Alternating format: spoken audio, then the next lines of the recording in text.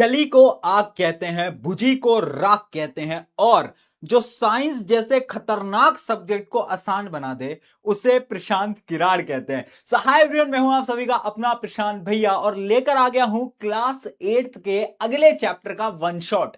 यानी अगले 1 घंटे के अंदर इस चैप्टर के अंदर जितनी भी डिटेल में थ्योरी है मैं वो आपको सब कुछ पढ़ाऊंगा, सारे कॉन्सेप्ट्स आपके दिमाग के अंदर डाल दूंगा।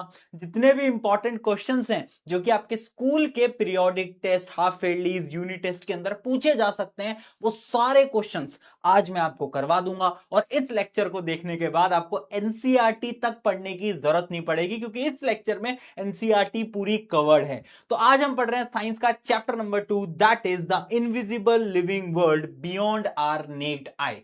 अब ये जो चैप्टर है बड़ा इंटरेस्टिंग है। मुझे पता है तुम्हें थोड़ा टफ लगता है, मुझे पता है तुम्हें वो सेल के फीचर समझ नहीं आते, वो वैक्यूल समझ नहीं आते, मुझे पता है तुम्हें वो माइक्रो ऑर्गेनिजम्स के नाम याद नहीं होते, सब मुझे पता है। लेकिन आज मैं ऐसे पढ़ा दूंगा ना कि तुम्हारी सारी प्रॉब्लम खत्म हो जाएगी। तो मेरे साथ बोलो, वाई टू फियर व्हेन प्रशांत भैया इज हियर, है ना। और अगर तुम मेरे बारे में नहीं जानते हो तो मैं बता देता हूं, मुझे प्यार से प्रशांत भैया बोलते हैं क्योंकि मैं सिर्फ एक टीचर नहीं हूं यार, मैं तेरा बड़ा भाई हूं, है ना। मुझे अपना बड़ा भाई समझ, और मैं एकदम तुझे अपने छोटे भाई छोटी बहन की तरह ही पढ़ाने वाला हूं, हमारे फनी एग्जांपल्स के साथ, रिलेटेबल एग्जांपल्स के साथ और मौज मस्ती के साथ हम इस पूरे चैप्टर को खत्म करेंगे। मैं गारंटी देता हूं कॉन्सेप्ट भी समझ आएगा, मजा भी आएगा और एग्जाम में नंबर भी आएंगे। तीनों काम हो जाएगा एक ही लेक्चर के अंदर। चलो यार दोस्तों, क्या देरी करते हैं, स्टार्ट करते हैं। तो ये जो चैप्टर है ये स्टार्ट पता है कहां से होता है? ये स्टार्ट होता है ऑर्गेनिजम्स। तुम्हें क्या लगता है ऑर्गेनिज्म क्या है? भैया हम एक ऑर्गेनिज्म है, हाँ बिल्कुल। यानी जितने भी लिविंग चीजें हैं, क्या हम उन सबको ऑर्गेनिज्म बोल सकते हैं? बिल्कुल बोल सकते हैं। यानी ऑर्गेनिज्म क्या है? All living things whether plant animal are called organisms. Organisms क्या है? जितने भी लिविंग बींग्स है ना इस पूरे वर्ल्ड के अंदर, पृथ्वी के ऊपर, उसको हम क्या बोलते हैं? उसको हम बोलते हैं ऑर्गेनिजम्स। यानी basically living beings that show life process such as growth, movement, nutrition, respiration. जैसे कि हम सांस ले पा रहे हैं, प्लांट्स भी रेस्पिरेशन करते हैं, है ना। छोटे छोटे बैक्टीरियाज भी रेस्पिरेशन करते हैं। तुमने वो सुना होगा कोविड, है ना, कोरोना वायरस, वो वायरस है, वो भी क्या है? वो भी एक ऑर्गेनिज्म है। ठीक है। अब ऑर्गेनिज्म भी ना अलग अलग टाइप के होते हैं, जैसे कि एक हम एनिमल्स, है ना, एक होते हैं प्लांट्स और एक होते हैं माइक्रो ऑर्गेनिज्म। भैया माइक्रो ऑर्गेनिज्म क्या है? देखो, माइक्रो शब्द का मतलब है छोटा, उतना ही छोटा जितना तुम्हारे अंदर दिमाग है वो भी बहुत छोटा है ना बेटा। तो माइक्रो यानी छोटा, है ना। तो माइक्रो ऑर्गेनिज्म का मतलब है एकदम छोटे ऑर्गेनिजम्स जो कि हम हमारी आंखों से देख भी नहीं सकते। डेफिनेशन देखना बेटा, माइक्रो ऑर्गेनिजम्स क्या होते हैं, पहले बड़ी ध्यान से इस डेफिनेशन को देखना। Microorganisms are very small, कितने? Very small living organism that can not be seen with naked eye. यानी हम उनको आंखों से देख भी नहीं सकते। अब तुम्हारे मन में एक सवाल आया होगा, भैया जब हम आंखों से देख ही नहीं सकते तो हमें कैसे पता कि वो एग्जिस्ट करता है? जो चीजें हम देख ही नहीं पा रहे हैं तो हम कैसे मान ले भाई? मैंने कहा मानने की जरूरत नहीं है। कुछ चीजें ऐसे जिनको हम आंखों से नहीं देख सकते, बट कुछ टूल्स हैं जिनकी मदद से हम देख सकते हैं। जैसे कि एक टूल होता है माइक्रोस्कोप। माइक्रोस्कोप के बारे में आगे हम बात करते हैं, ठीक है। तो माइक्रो ऑर्गेनिज्म क्या है? एकदम छोटे छोटे लिविंग ऑर्गेनिज्म जो कि हम नेक्ड आई से, आंखों से, नॉर्मल आंखों से नहीं देख सकते। ठीक है जी। अब देखो कहानी कहां से स्टार्ट हुई। कहानी स्टार्ट हुई लिमिट ऑफ द ह्यूमन आई से। यानी माइक्रो ऑर्गेनिज्म को हम हमारी आंखों से तो देख नहीं सकते थे भैया, ये तो दिक्कत वाली बात है ना। और हमारी आंखों में ना बहुत सारी लिमिट है, यानी हम अपनी आंखों से सारी चीजें नहीं देख सकते, ठीक है। तो इसी लिमिट का सोल्यूशन पता है साइंटिस्ट लोगों ने क्या निकाला? उन्होंने लेंस बना दिया। भैया लेंस क्या है? अरे तेरे चश्मे लगे हैं, तेरे दोस्त के अगल बगल में किसी ना किसी के चश्मे तो लगे होंगे, पापा मम्मी के चश्मे लगे होंगे, वो चश्मे क्या है? वो लेंस ही तो है यार। मतलब अगर तुम चश्मा खोलोगे तुम्हें कुछ नहीं दिखेगा, चश्मा लगा लोगे तो सब दिख जाएगा। तो लेंस क्या है? लेंस हमारी आंखों को ठीक करता है बेसिकली। तो what is lens? Lens is a curved transparent piece of glass. एक ग्लास का पीस होता है, thick in the middle and thin at the edges, which make small object appear bigger। जिससे कि एक छोटा ऑब्जेक्ट भी बड़ा लगता है। तुमने वो देखा है, डोरेमोन एक कार्टून आता था, उसमें एक बिग लाइट होती थी, उससे सारी चीजें बड़ी हो जाती थी। तो ये भी कुछ ऐसा ही है ना। छोटी चीजें बड़ी लगने लगती हैं, वो है लेंस। इसके बारे में डिटेल में आप बड़ी क्लासेस में पढ़ोगे, ठीक है जी। लेंस समझ आ गया। फिर जब लेंस का आविष्कार हुआ ना, तो लेंस के आविष्कार के बाद, डिस्कवरी के बाद कुछ समय बाद माइक्रोस्कोप की डिस्कवरी हुई। माइक्रोस्कोप क्या होता है?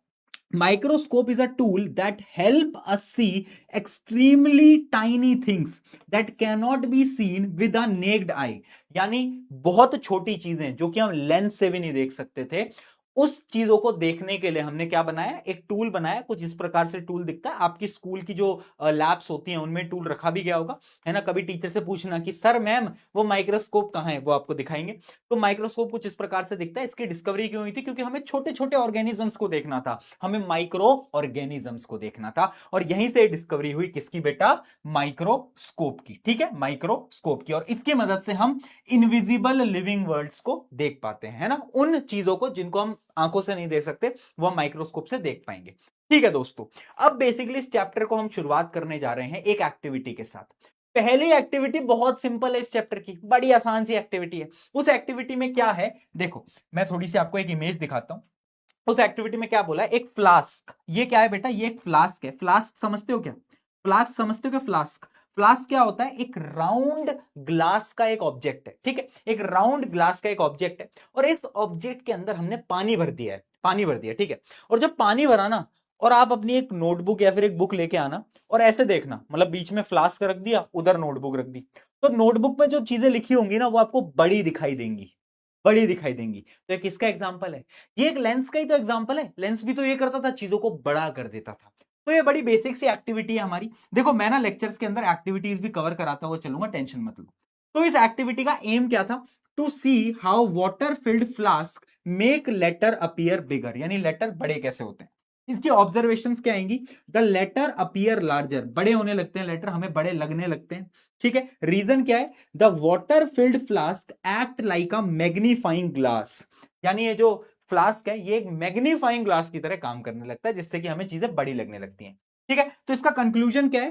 Curved transparent object can make small things look bigger, यानी ये जो कर्व्ड ऑब्जेक्ट है ना, एक ग्लास है, तो ये चीजों को बड़ा कर सकता है बिग लाइट की तरह। जैसे डोरेमोन में बिग लाइट है, यहां पे हमारे पास लेंस है। ठीक है दोस्तों, समझ आ गया। चलो आगे बढ़ते हैं। अगली चीज जहां से चैप्टर बड़ा इंपॉर्टेंट हो जाता है वो है सेल। सेल क्या होता है भैया?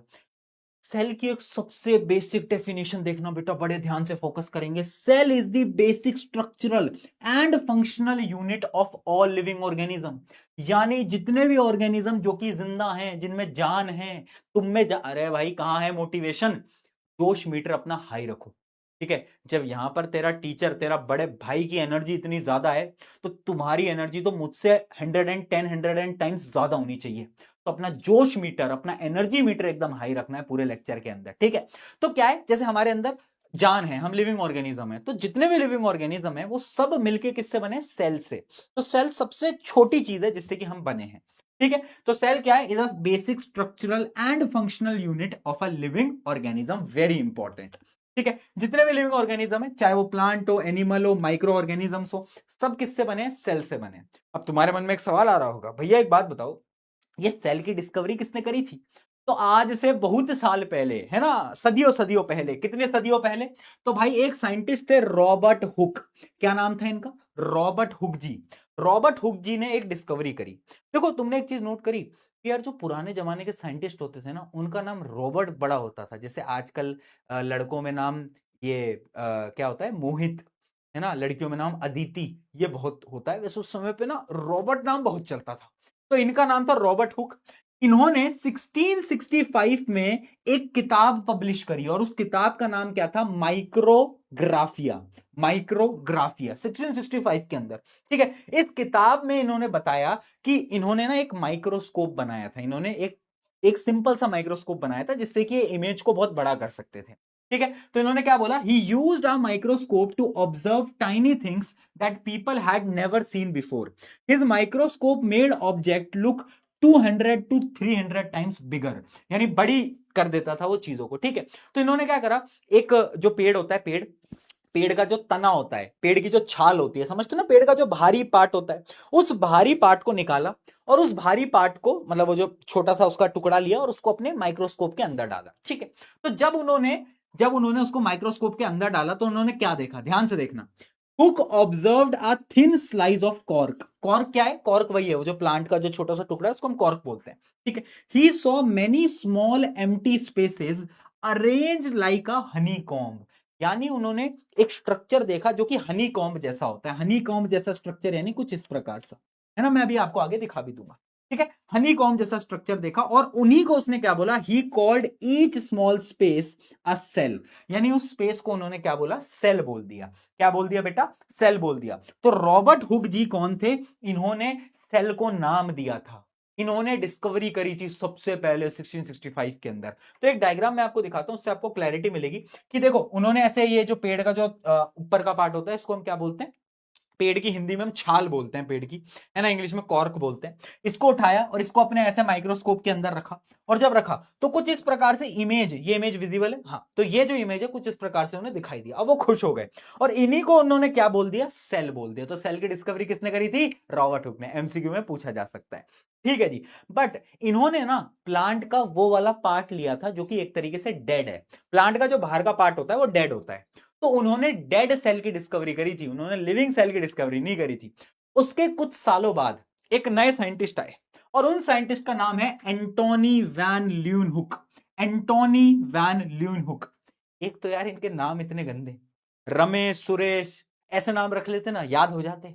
एंटोनी वैन ल्यूनहुक, ये क्या है भाई? वैन चलाते थे क्या? कैसे नाम रखे हैं? तो देखो एंटोनी, एंटोनी जी जो हैं वो लग ही रहे हैं कि कितने पढ़ते होंगे। देखो पढ़ पढ़ के बाल बड़े कर लिए हैं इन्होंने है ना। तो एंटोनी जी ने क्या करा, उसके कुछ साल बाद कुछ बेटर लेंस बनाए, है ना। बेटर लेंस यानी बेटर माइक्रोस्कोप उन्होंने बनाया।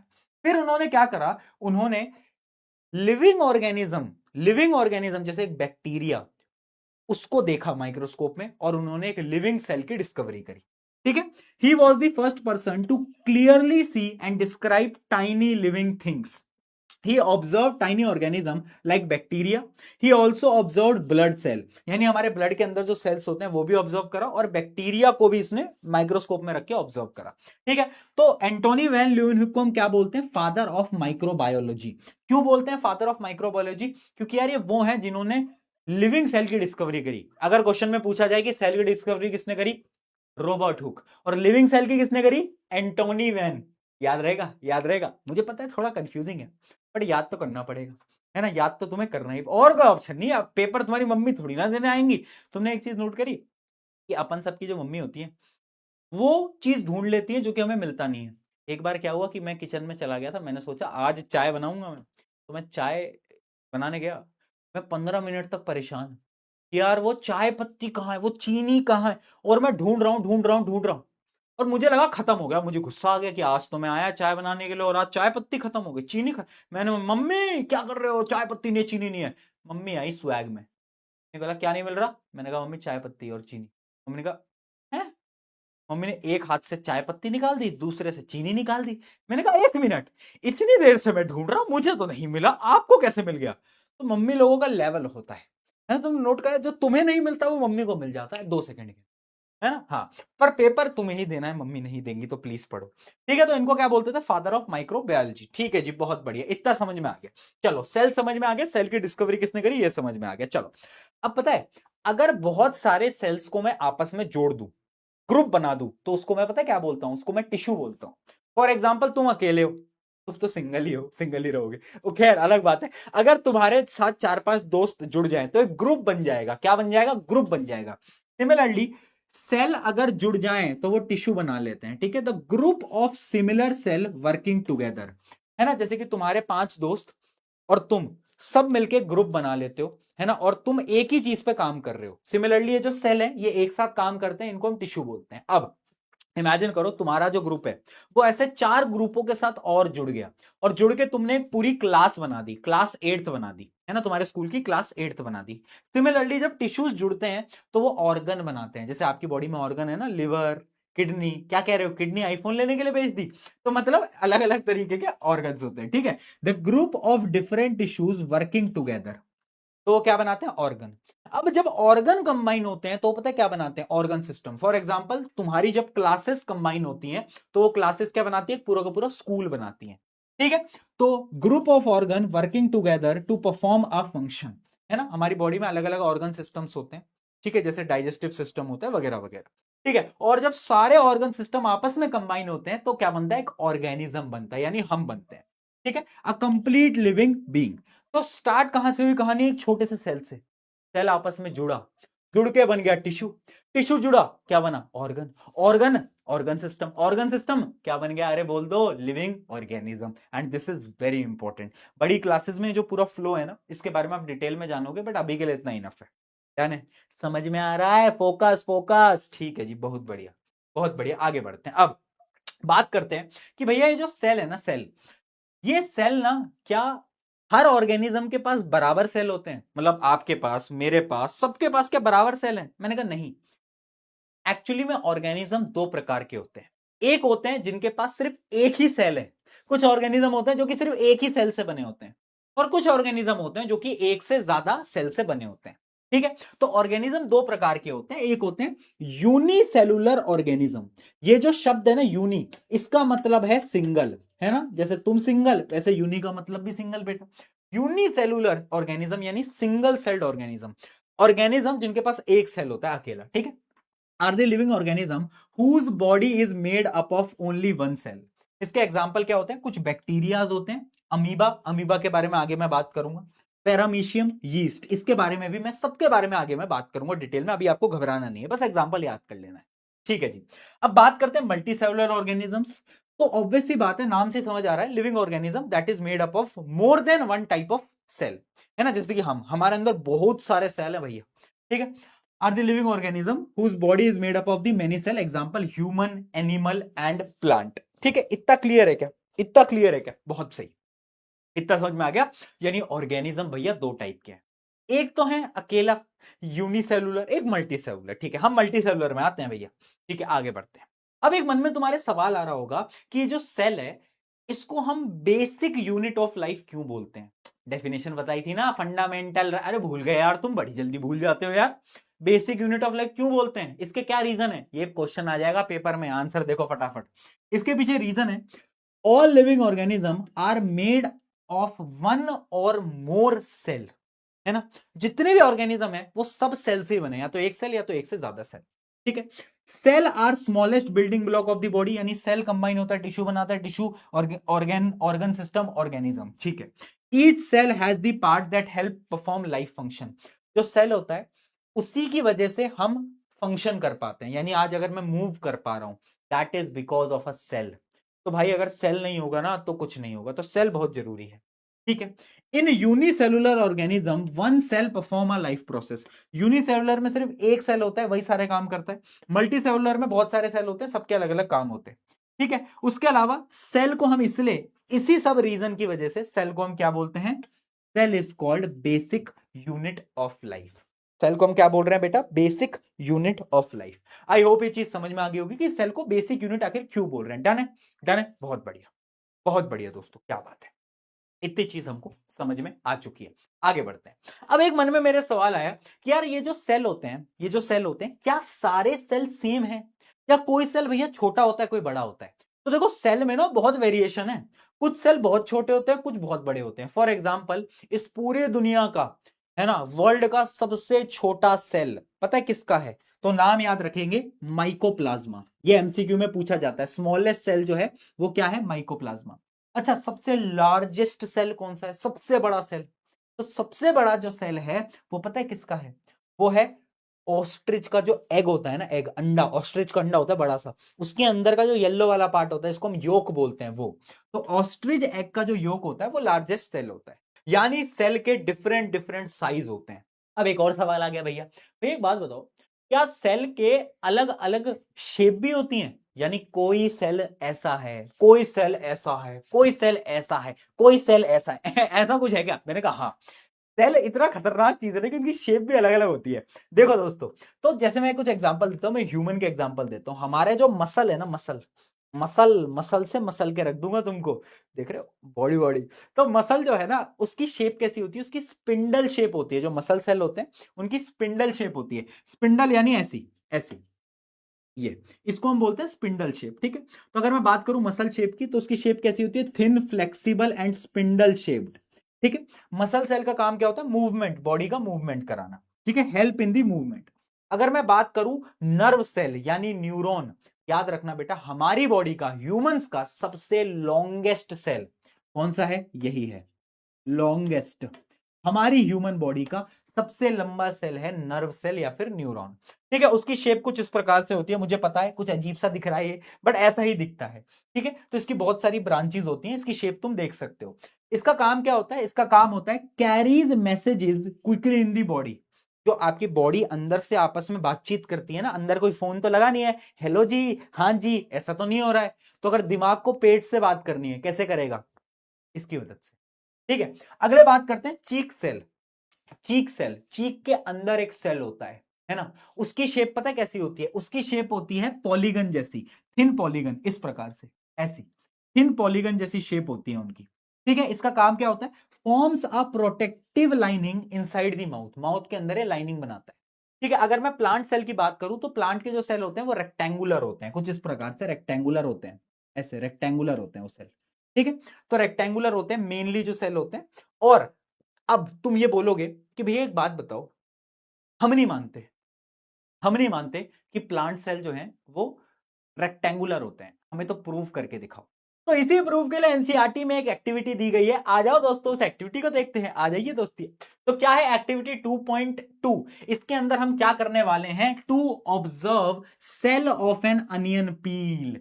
अनियन पील के सेल को हम ऑब्जर्व करेंगे माइक्रोस्कोप के अंदर। आई होप आपको स्कूल में कराई गई होगी, नहीं कराई तो स्कूल वालों से बोलो इस चीज का पैसा ले रहे हो हमसे जब हमें एक्टिविटी ही नहीं कराते तुम। मत बोल दे रहा भाई, दिक्कत में पड़ जाओगे। तो देखो भाई, आ जाओ इस एक्टिविटी को अपन डिजिटली कर लेते हैं। मैं तुम्हारे घर पे तो नहीं कर सकता, तो आ जाओ दिखाता हूं। ये है अनियन, जिसको काटते ही आपकी आंखों से आ जाते हैं बेटा आंसू। अब इस अनियन का छिलका लो, अंदर का एक छोटा सा छिलका लो, जैसे ये मैंने छिलका निकाल दिया, देख रहे हो, देख रहे हो? हाँ। अब मैं क्या करूंगा, इसको मैं सैफरनिन के अंदर डालूंगा। अब तुम बोलोगे भैया सैफरनिन के अंदर क्यों डाल रहे हो? रीजन बताता हूं। सैफरनिन के अंदर डालना इसलिए इंपॉर्टेंट होता है क्योंकि जो सेल होते हैं ना, उनका कोई रंग नहीं होता। जैसे तुम्हारे जीवन में कोई रंग नहीं है ना, वैसे ही सेल का कोई रंग नहीं होता। तो अगर तुम माइक्रोस्कोप के नीचे डाल भी दोगे तो तुम्हें दिखाई नहीं देगा। कलर में डालने से अब हम उसको देख पाते हैं। ठीक है, तो सैफरनिन में डाल दिया, फिर उठाया, फिर इसके ऊपर ग्लिसरीन डाल दिया। ग्लिसरीन क्यों डाला भैया, अब ये बताओ। ग्लिसरीन क्या होता है ना, ग्लिसरीन थोड़ा पॉलिश कर देता है जिससे कि आप अच्छी तरीके से देख पाते हो। ठीक है, फिर हमने इसको एक ये कांच की एक प्लेट है इसके ऊपर रख दिया, और इसको हमने माइक्रोस्कोप, ये माइक्रोस्कोप के नीचे डाल दिया। अब जैसे ही हम डालेंगे तो हमें पता है क्या दिखेगा माइक्रोस्कोप में? हमें दिखेगा भैया ऐसा डायग्राम। अब तुम्हें लग रहा होगा भैया ये तो ईंट की दीवार है, ब्रिक है, ब्रिक। बट ये ब्रिक नहीं है, ये है प्लांट सेल। प्लांट सेल कुछ इस प्रकार से दिखते हैं, और इस एक्टिविटी में हम प्लांट सेल ही बेसिकली देखते हैं। ठीक है, इसके कुछ इंपॉर्टेंट पॉइंट्स याद रखना, पेपर में सवाल आता है कि हम सैफरनिन क्यों यूज करते हैं, इसका रीजन क्या है। मैंने रीजन लिखा हुआ है यहाँ पे, why is stain used. Stain क्यों किया जाता है, कलर क्यों किया जाता है? आंसर देख लो, cell are colourless, stain make the cell clearly visible. उससे ना सेल जो होता है वो क्लियरली दिख जाता है, तो मजा आ जाता है हमको, मजा आया। ठीक है, इस वजह से हम माइक्रोस्कोप के अंदर वो पहले स्टेन में डालते हैं फिर रखते हैं। एक दूसरा सवाल यहां से आ सकता है बेटा, जो कि है कि हम ग्लिसरीन की ड्रॉप क्यों डालते हैं? आंसर समझना, to prevent drying and improve the clarity. Clarity improve करने के लिए, और वो ड्राई ना हो जाए सेल, उससे बचाने के लिए। ठीक है, ऑब्जर्वेशन क्या है इसकी? Onion peel shows many nearly rectangular cell, rectangular cell दिखते हैं। The cell are closely arranged. अगर आप डायग्राम भी देखोगे तो ऐसे आसपास में सेल अरेंज्ड है, उनके बीच में गैप नहीं है। ठीक है, this cells look like brick, एक ब्रिक की वॉल की तरह दिखता है। तो इसका कंक्लूजन क्या है? कंक्लूजन ये है कि जो अनियन पील है वो भी सेल से मिलके बना है, सेल से मिलके बना है। ठीक है, चलो बहुत बढ़िया, ये तो हमने प्रूव कर दिया। अब एक और एक्टिविटी एनसीईआरटी में, वो है आपके चीक सेल की शेप की। यानी आपके जो चीक है ना अंदर, जब मैं ऐसे उंगली डालूंगा तो अच्छा नहीं लगूंगा, यहाँ थोड़ा गलत लगूंगा मैं, बट ठीक है। तो ऐसा अगर तुम उंगली डालोगे अंदर की जो होता है यही, तो इसको तुम क्या करोगे, मतलब ये एक्टिविटी भी कराते हैं कि अंदर पहले हाथ डालो, थोड़ा रब करो, और रब करके जो स्किन की लेयर है, अंदर के चीक की जो लेयर है उसको बाहर निकालो। उसको बाहर निकाल के उसको हम क्या करेंगे, उसको हम माइक्रोस्कोप से स्टडी करेंगे। तो इसमें भी वही सेम प्रोसेस होता है, ये भी मैं आपको दिखा देता हूं। सबसे पहले ऐसे आप रब करोगे, ठीक है, अपने ऐसे कर सकते हो ये भी तुम, है ना। इससे तुमने वो लेयर निकाल ली। ठीक है, जैसे ही तुमने वो लेयर निकाली उसके बाद तुम क्या करोगे, उसके बाद इसको भी तुम स्टेन करोगे, यानी इसको भी तुम कलर में डालोगे। क्यों डालोगे? सेम रीजन है, कलर में डालते हैं ताकि सेल हमें क्लियरली दिख पाए। उसके बाद इसमें भी एक ग्लिसरीन डालोगे, ठीक है। ग्लिसरीन डालने के बाद तुम फाइनली इसको यहां पे रखोगे तो तुम्हें जो शेप दिखाई देगी बेटा वो पॉलीगन शेप दिखाई देगी। यहां पे शायद है नहीं, मैं दिखा देता हूं। कुछ इस प्रकार से आपको शेप दिखाई देगी, ये ऐसी आपको शेप दिखाई देगी। यानी जो हमारे चीक्स होते हैं अंदर से वो इस शेप के होते हैं, सेल इस शेप के होते हैं। आई बात समझ में? बहुत बढ़िया दोस्तों, बहुत बढ़िया। तो इसमें देख लो एम क्या था, to observe human cheek cell. Human cheek cell है ना, इसमें हमने क्या करा, सबसे पहले हमने उसको स्टेन करा, ठीक है। Add methylene blue stain, stain में हमने उसको डाला। फिर हमने क्या करा, ग्लिसरीन को भी ऐड करा, और फिर उसके बाद हमने फाइनली माइक्रोस्कोप में रखा। ऑब्जर्वेशन क्या है, under microscope cheek cell appear polygon shaped. Polygon shape याद रखेंगे, polygon shape. These cell form the inner lining of the mouth. Cheek cell are animal cell. तो इससे हमें पता चल गया कि हमारे अंदर भी सेल हैं और जो चीक सेल होते हैं वो पॉलीगन शेप्ड होते हैं। क्या बात समझ में आई? बहुत बढ़िया दोस्त, बहुत बढ़िया। यानी हमें अब तक ये समझ में आ गया है कि जो सेल होते हैं वो different different shape and size के होते हैं। इतना क्लियर है क्या? अब यहां पर कंपैरिजन दिया गया है किसका, जो अभी हमने पढ़ा कि अनियन सेल कैसा है, चीक सेल कैसा है। तो अनियन क्या है, प्लांट, तो अनियन का सेल कैसा होगा, प्लांट सेल जैसा, और ये एनिमल सेल जैसा होगा। ये रेक्टेंगुलर था, ये पॉलीगन शेप था, जैसे कि आपने देखा। अब यहां पर लिखा है कि जो अनियन सेल है उसमें सेल वॉल प्रेजेंट है और यहां पे सेल वॉल एब्सेंट है। मुझे पता है तुम सोच रहे हो भैया सेल वॉल क्या होती है, आगे मैं आपको बताऊंगा, ठीक है। और अगर तुम देखोगे तो अनियन सेल में जो सेल थे वो बहुत क्लोजली अरेंज थे, यानी उनके बीच में गैप नहीं था। बट पॉलीगन जब हमने देखे थे सेल तो वो दूर दूर थे, है ना। अगर आप देखोगे वो दूर दूर थे, है ना, उनके बीच में गैप था, जबकि इनके बीच में कोई गैप नहीं था, इनके बीच में कोई गैप नहीं था। ठीक है भैया, इतना डिफरेंस समझ में आ गया। अब ये बताओ, आप सेल वॉल कुछ बोल रहे थे, सेल वॉल क्या होती है, उसके बारे में अब हम डिटेल में बात करते हैं, क्योंकि अब हम पढ़ते हैं कि ये जो सेल है ना ये किससे बना है। बट उससे पहले फोकस इधर उधर क्यों जा रहा है, इंस्टाग्राम चलाने का मन कर रहा है ना, सब पता है मुझे। उसी के लिए एक लाइन सुनो मेरी, लाइन बहुत गहरी है, सुनना बेटा। लाइन ये है कि ले चल मुझे दूर कहीं जहां तू मुस्कुराए मेरी मंजिल है वहीं। ले चल मुझे दूर कहीं जहां तू मुस्कुराए मेरी मंजिल है वही। अरे मूर्ख बालक बालिका पढ़ ले, पीछे देख तेरी मम्मी है खड़ी। पढ़ लो, ठीक है। आया, बहुत बढ़िया, शायरी सुनेंगे, शायरी शायरी सुने, मारूंगा ऐसा। चलो अब बात करते हैं basic part of the cell. तो देखो सेल में क्या क्या पार्ट्स होते हैं। सबसे पहले चाहे एनिमल सेल हो चाहे प्लांट सेल हो, मैं ऐसा एक सेल बनाता हूं, उसमें ना एक क्या होता है, ऐसे समझो कि सेल है घर। घर में सबसे पहले क्या होता है, गेट, जो कि एंट्रेंस और एग्जिट को कंट्रोल करता है, राइट। तो सेल के पास एक मेम्ब्रेन होती है जिसको हम बोलते हैं क्या, ये जो आप मेम्ब्रेन देख रहे हो इसको हम बोलते हैं सेल मेम्ब्रेन। जैसे गेट होता है, इसका काम क्या होता है, कोई भी अंदर आएगा कोई भी बाहर जाएगा सब इससे पूछ के जाएंगे, गेट से ही निकलना पड़ेगा। तो सबसे पहले चाहे प्लांट हो चाहे एनिमल हो, सारे सेल में क्या होता है, सेल मेम्ब्रेन होता है, ठीक है। Outer covering of the cell, हमेशा सेल की जो आउटर कवरिंग होती है उसको सेल मेम्ब्रेन बोलते हैं। फंक्शन क्या होता है इसका, सबसे पहला फंक्शन है कि ये एक बाउंड्री बनाता है जिसके अंदर कुछ सब्सटेंसेस होते हैं। जैसे यहां पे लिखा हुआ है इनक्लोजेस साइटोप्लाज्म एंड न्यूक्लियस। अब तुम बोलोगे भैया साइटोप्लाज्म न्यूक्लियस क्या है, बताता हूं, अभी के लिए बस सुन लो, ठीक है। Separates one cell from another. देखो दोनों सेल को सेपरेट कौन कर रहा है, मान लो यहां पे दो सेल हैं, एक ये एक ये, इनको सेपरेट कौन कर रहा है, बाउंड्री सेपरेट कर रही है। बाउंड्री कौन है, सेल मेम्ब्रेन। तो सेल मेम्ब्रेन दो सेल को सेपरेट करता है, ठीक है। इट इज पोरस, पोरस यानी इसमें छोटे छोटे छेद होते हैं, तो ये चीजों को अंदर बाहर जाने के लिए अलाउ करता है। So it allows useful material to enter the cell and waste material to move out, यानी जो खराब मटीरियल तू बाहर जा, अच्छा वाला अंदर आ जा, ठीक है। इसका ये काम है। अब ये जो सेल है ना, इस सेल के अंदर पता है क्या होता है, इस सेल के अंदर होता है jelly like liquid, jelly, jelly होती है ना जेली, वैसा कुछ लिक्विड होता है जिसको हम बोलते हैं साइटोप्लाज्म। क्या बोलते हैं, साइटोप्लाज्म। तो साइटोप्लाज्म क्या है, it is a jelly like substance present between cell membrane and nucleus. भैया अब न्यूक्लियस क्या है, चलो पहले मैं तुम्हें बता ही देता हूं। देखो ये सेल है, ये है सेल का दरवाजा, यानी सेल मेम्ब्रेन। पता है सेल के अंदर ना सेल का खुद का एक ब्रेन होता है, ये है ब्रेन, सेल का एक ब्रेन होता है जिसको हम बोलते हैं न्यूक्लियस, ठीक है।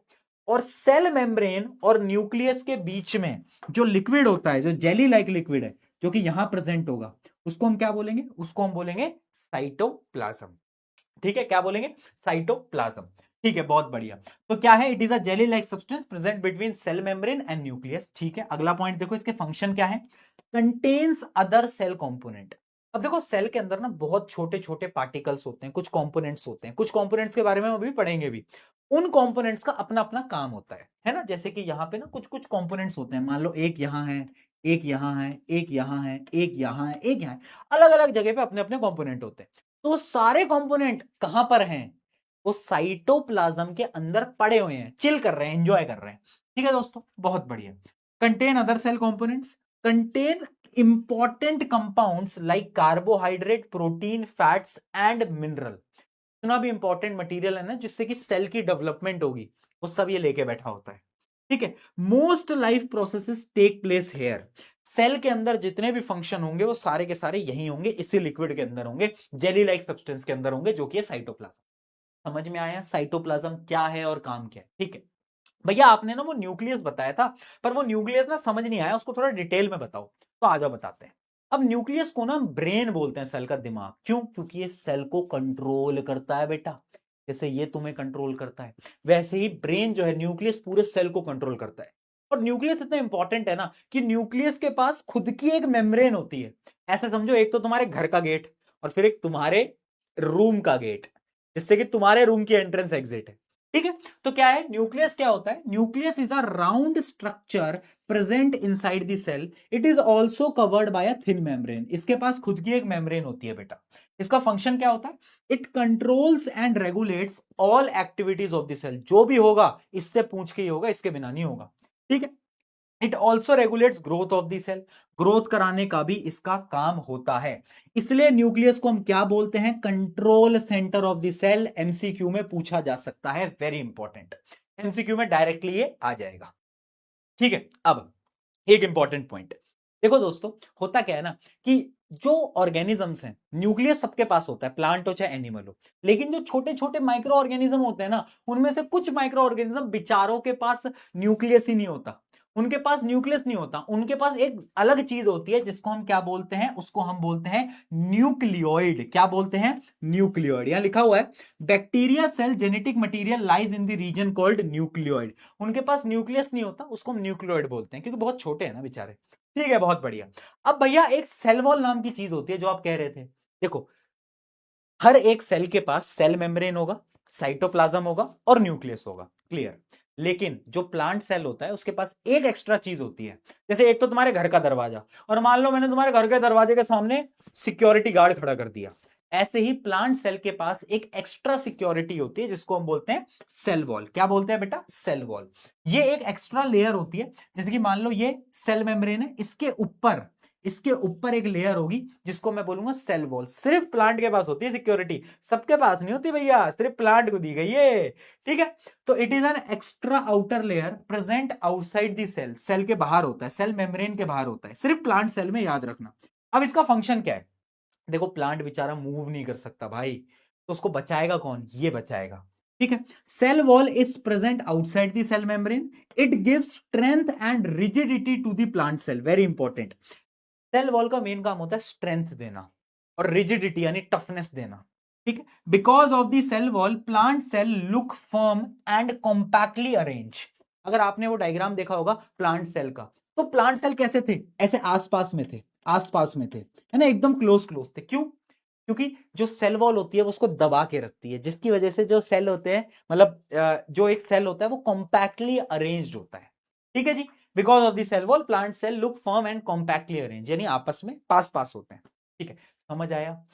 समझ आया? Cell membrane, cell wall, nucleus, cytoplasm. मजा आ गया भैया, बहुत बढ़िया, क्या बात है। आगे बढ़ो, आगे बढ़ो। एक क्वेश्चन हम देखते हैं। क्वेश्चन ये पूछा गया है, why do plant cell have fixed shape? Plant cell की फिक्स्ड शेप क्यों होती है? Because of cell wall. Cell wall होती है सेल मेम्ब्रेन के ऊपर, जिसकी वजह से उसकी फिक्स शेप होती है। ठीक है, ये मैं आपको ऑलरेडी बता चुका हूं। चलो, अब मैंने आपको बताया था कि साइटोप्लाज्म में ना कुछ कंपोनेंट्स होते हैं। अब अभी क्लास 8th के अंदर हम सारे कंपोनेंट्स तो पढ़ेंगे नहीं, क्योंकि अभी तो हम छोटे बच्चे हैं। बड़े होंगे 9th के अंदर, 10th के अंदर हम और कंपोनेंट्स पढ़ेंगे। अभी के लिए दो मेजर कंपोनेंट्स हैं जो कि आपको पढ़ने हैं, जो कि साइटोप्लाज्म के अंदर होते हैं। पहला क्या है? पहला है प्लास्टिड। पहला है क्या बेटा? प्लास्टिड। प्लास्टिड क्या होता है? प्लास्टिड एक ऐसी चीज है जो कि प्लांट सेल में होता है, सिर्फ एनिमल सेल को नहीं मिल रहा है, हमको नहीं मिल रहा, सिर्फ प्लांट सेल के पास है। ठीक है, तो प्लांट सेल के पास क्या होता है, plant cell have tiny rod shaped structure called plastid. Plastic नहीं बेटा, प्लास्टिड, देखो ऐसा होता है, ऐसा, ये रॉड दिख रही है, रॉड रॉड रॉड, हाँ ऐसे रॉड जैसा स्ट्रक्चर होता है, इसको हम प्लास्टिड बोलते हैं। अब पता है प्लास्टिड में कुछ ऐसे प्लास्टिड होते हैं जिनके पास पता है क्या होता है, जिनको हम मतलब कुछ ऐसे प्लास्टिड्स होते हैं जिनको हम बोलते हैं क्लोरोप्लास्ट।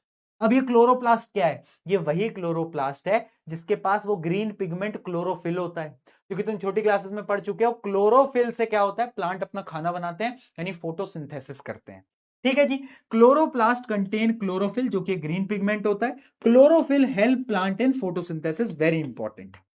ठीक है, इस वजह से जो प्लास्टिड होते हैं वो सिर्फ और सिर्फ प्लांट में होता है, एनिमल को कोई जरूरत नहीं है, एनिमल को फोटोसिंथेसिस तो करना है नहीं। ठीक है, अब पता है प्लास्टिड्स का काम सिर्फ और सिर्फ ये फोटोसिंथेसिस करना नहीं होता, कुछ और प्लास्टिड होते हैं प्लांट के पास और उनका काम पता है क्या होता है, उनका काम होता है helps in storage of substances, they store food and other useful material. यानी कुछ ऐसे भी प्लास्टिड होते हैं जो कि स्टोरेज में करते हैं, यानी खाने को स्टोर कर लेंगे भैया। एक प्लास्टिड खाना बना रहा है, दूसरा वाला खाना स्टोर कर रहा है, बड़ा इंटरेस्टिंग है यार भैया ये तो है। याद कैसे करोगे, प्लास्टिड यानी प्लास्टिक का बैग, प्लास्टिक के बैग से तुम क्या जा रहे हो, हरी सब्जी लेने जा रहे हो, अरे भैया हरी सब्जी किसने बनाई, उसी प्लास्टिड ने बनाई। तो प्लास्टिड का काम क्या है, प्लास्टिड का काम है, अरे बोल दो फटाफट से, क्या, प्लांट को फोटोसिंथेसिस करवाना और खाने को स्टोर करना। बहुत सही, चलो एक तो ये हो गया। अगला एक और चीज है जो कि सेल के अंदर होता है, जो कि है वैक्यूल। अब वैक्यूल जो है वो प्लांट और एनिमल दोनों के पास होता है, इसमें भेदभाव नहीं है, लेकिन एक भेदभाव यहां पे भी है कि देखो जो प्लांट सेल होता है उसके पास वैक्यूल बहुत बड़ा होता है और एनिमल सेल के पास बहुत छोटा होता है। ठीक है, plant cell have large empty looking space called vacuole. ठीक है जी, वैक्यूल्स हेल्प, वैक्यूल का काम क्या होता है ये देख लो, स्टोर इंपॉर्टेंट सब्सटेंस, ये भी स्टोर करते हैं, रिमूव वेस्ट, जितना भी वेस्ट होता है उसको बाहर फेंक देते हैं, maintain cell shape, give strength and support to the plant, सबसे इंपॉर्टेंट यही होता है। देखो वैक्यूल जो है वो एक एम्प्टी होता है जो कि सेल के अंदर होता है और प्लांट के अंदर बहुत बड़ा होता है। इसका काम क्या होता है, ये ना स्ट्रेंथ देता है सेल को, प्लांट सेल को, और उसका एक और काम होता है स्टोर करना चीजों को, वेस्ट मटेरियल को बाहर निकालना, वो तो सब है ही। ठीक है, बट मेन काम है क्या, मेंटेन सेल शेप। बहुत बढ़िया, चलो इतना क्लियर हो गया, इतना क्लियर हो गया। अब ये वैक्यूल एनिमल में भी होते हैं बट बहुत छोटे होते हैं तो कभी कभार एब्सेंट होते हैं। ठीक है, they store certain substances dissolved in water, यानी एनिमल के अंदर इसका काम होता है स्टोरेज, बाकी कुछ नहीं होता। यानी हमने क्या पढ़ा, एक हमने पढ़ा प्लास्टिड, एक हमने पढ़ा वैक्यूल। वैक्यूल एनिमल और प्लांट दोनों में होंगे बट प्लांट में बड़ा होगा, लेकिन प्लास्टिड यानी प्लास्टिक का बैग, हरी सब्जी, सिर्फ प्लांट में होगा। चलो दोस्तों इतना क्लियर है, आ जाओ अब एक डिफरेंस देख लेते हैं, what is the difference between plant cell and animal cell, इनके बीच का डिफरेंस देख लो बेटा। तो सबसे पहला डिफरेंस जो कि बहुत इंपॉर्टेंट है वो क्या है, वो देखो कि सेल वॉल, सेल वॉल सिर्फ प्लांट सेल के पास है। अरे एनिमल कह रहा है हम पे तो है ही नहीं, हम पे तो है ही नहीं इस बेचारे को नहीं मिला। ठीक है, शेप जो है प्लांट सेल की वो फिक्स्ड होती है, सेल वॉल है जेड प्लस सिक्योरिटी भूल गए, बट इसको इरेगुलर, इरेगुलर। ठीक है, वैक्यूल इस पे बड़े होते हैं, इस पे बहुत छोटे होते हैं। क्लोरोप्लास्ट, क्लोरोप्लास्ट हम पे है, हम पे तो है ही नहीं एब्सेंट। बहुत बढ़िया। न्यूक्लियस, न्यूक्लियस जो होता है एनिमल सेल के अंदर सेंटर में होता है, बीच में होता है, बट इसमें जो प्लांट सेल में थोड़ा कॉर्नर में होता है। ठीक है, साइज कैसा होता है, तो जो प्लांट सेल होता है वो एनिमल सेल से बड़ा होता है हमेशा, इतना आप याद रखोगे, यूजुअली लार्जर। और याद रखना प्लांट सेल खुद का खाना खुद बनाता है फोटोसिंथेसिस की मदद से, एनिमल सेल खुद का खाना खुद नहीं बना पाता। ठीक है, तो ये मैं आपको दो डायग्राम दिखाता हूं, ये आप डायग्राम देख सकते हो। ये है बेटा एनिमल सेल जो कि कुछ आपको ऐसा दिख रहा है, और प्लांट सेल आपको कुछ इस प्रकार से दिख रहा होगा, है ना, ये प्लांट सेल है, इस पे सेल वॉल भी है। ठीक है, तो अब सारी चीजें मैंने आपको बता दी हैं, ये सारी वही चीजें जो जस्ट मैंने आपको बताई। इतना क्लियर है, इतना समझ में आ गया। यानी सेल हमने पढ़ लिया कि सेल के क्या क्या मेन फंक्शंस हैं, है ना, cytoplasm, nucleus, cell wall, cell membrane, और दो चीजें पढ़ी हमने, प्लास्टिड प्लास्टिक का बैग, हरी सब्जी, और वैक्यूल, वैक्यूल क्या है, बड़ा होता है प्लांट में, क्या काम करता है, स्टोर करता है, प्लांट को टफनेस देता है। बहुत बढ़िया भैया, मजा ही आ गया, मजा ही आ गया भैया। चलो आगे बढ़ते हैं, कुछ क्वेश्चन देखते हैं, कुछ क्वेश्चन देखते हैं, लॉजिकल क्वेश्चन देखते हैं। Various part of the cell are given below, write them in appropriate place in the following. अच्छा अब देखो यहां पर क्या है, यहां पे अलग अलग चीजें बोली गई हैं, only in animal cell, common in all three, only in bacteria cell, plant cell. और यहाँ पे चार चीजें हमारे पास गिवन है, चार नहीं शायद पांच चीजें, nucleus, cytoplasm, chloroplast, cell wall, cell membrane और न्यूक्लियोइड। अच्छा मुझे एक बात बताओ, न्यूक्लियोइड किसमें होता है? न्यूक्लियोइड होता है सिर्फ और सिर्फ बैक्टीरिया। इसमें मैं बैक्टीरिया लिख देता हूं, ठीक है। न्यूक्लियस किसके पास होता है? ये प्लांट के पास भी होता है, प्लस एनिमल के पास भी होता है। साइटोप्लाज्म सबके पास होता है, तो ये कॉमन है, ये कॉमन है, चाहे बैक्टीरिया हो, चाहे एनिमल हो, चाहे कुछ भी हो, सबके पास होता है। क्लोरोप्लास्ट किसके पास होता है बेटा? क्लोरोप्लास्ट होता है, बताओ फटाफट से, सिर्फ और सिर्फ प्लांट सेल के पास। सेल वॉल किसके पास होती है? सेल वॉल होती है प्लांट सेल के पास। और कुछ कुछ बैक्टीरियाज भी होते हैं, आगे हम पढ़ेंगे, कुछ कुछ बैक्टीरियाज होते हैं जिनके पास होता है, बट मेनली नहीं होता, तो हम सिर्फ प्लांट सेल लिख देंगे, ठीक है, बहुत बढ़िया। सेल मेम्ब्रेन, सेल मेम्ब्रेन भी तीनों के पास होती है, ये कॉमन है, ये कॉमन है, ठीक है। तो बस आपको यही बताना था कि कौन सा सिर्फ प्लांट में है, कौन सा एनिमल में, कौन सा कॉमन है, तो ये मैंने आपको सॉल्व करके दिखा दिया। अगला क्वेश्चन देखते हैं, एक केस बेस्ड क्वेश्चन है। During a science fair, Sujam compared the human body to a building made up of million of brick. यानी एक लड़का था, उसने बोला कि जो ह्यूमन बॉडी है ना, वो ऐसे ब्रिक से बनी है, दिख रहा है, ऐसे ब्रिक से बनी है। तो अब डायरेक्टली आते हैं, उसकी दोस्त थी अनिका, अनिका ने ये बोला, bricks are not identical as each type designed for specific role in our body, ये अनिका ने बोला। अब क्वेश्चन देखते हैं, in biological term what are the bricks? Bricks क्या है बायोलॉजिकल टर्म्स में? ये ब्रिक्स होते हैं सेल, क्योंकि हमारी पूरी की पूरी बॉडी सेल से बनी है, ठीक है। Justify Anika point by giving example of two specialised cell in human body. Anika ने बोला था कि ये जो ब्रिक्स है ना, ये आइडेंटिकल नहीं होती, हमारी बॉडी में अलग अलग टाइप की ब्रिक्स होती हैं, अलग अलग टाइप के सेल होते हैं। और बात सही भी है, जैसे कि मैंने आपको पढ़ाया, नर्व सेल सिग्नल ट्रांसमिट करता है, मसल सेल मूवमेंट कराता है। तो आपको यहां पे यही लिख के आना था कि नर्व सेल और मसल सेल के बारे में बताना था, बस, ठीक है जी। समझ में आ रहा है? मुश्किल तो नहीं लग रहा? बहुत बढ़िया, आगे बढ़ते हैं। What are micro organisms? अब देखो, आधा चैप्टर यहां पे खत्म हो गया, आधा नहीं 60-70% हो गया, थोड़ा सा बचा है। अब हम स्टार्ट करने जा रहे हैं माइक्रो ऑर्गेनिज्म के बारे में। भैया क्या होते हैं माइक्रो ऑर्गेनिज्म? मैं आपको ऑलरेडी बता चुका हूं बेटा कि क्या होते हैं माइक्रो ऑर्गेनिज्म।